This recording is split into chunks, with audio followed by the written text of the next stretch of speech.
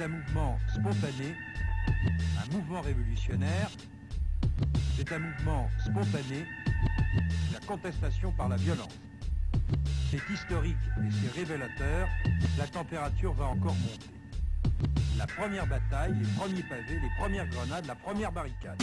2002, date d'importance en France, où le peuple a passé toutes ses espérances. Tous les yeux sont rivés, enfin mais c'est l'échéance, pour enfin savoir qui va être élu à la présidence. En cette période chaude, en vue des élections, les médias aiment à exciter l'opinion. Par des sondages de départ ou de l'information, les partis pavanés peinent à imposer leur position. Premier tour, déjà le conformisme a triomphé, puisque par millions, ils ont décidé de se prononcer.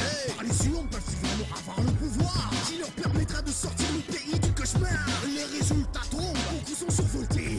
Pourtant le vainqueur est depuis toujours désigné. Le septennat suivant ressemblera au précédent. Et dans ces temps rien n'aura changé excepté le président. Au second tour, le but n'est pas de voter pour, mais contre le pire des deux derniers discours. À la vue des promesses, la nation va se redresser et prendre de vitesse les signaux de détresse et répartir le pouvoir, liberté les espoirs, dépenser et compter, s'appliquer à faire valoir les droits de chacun suivant une justice égalitaire, supprimés par eux-mêmes les grosses putes des ministères.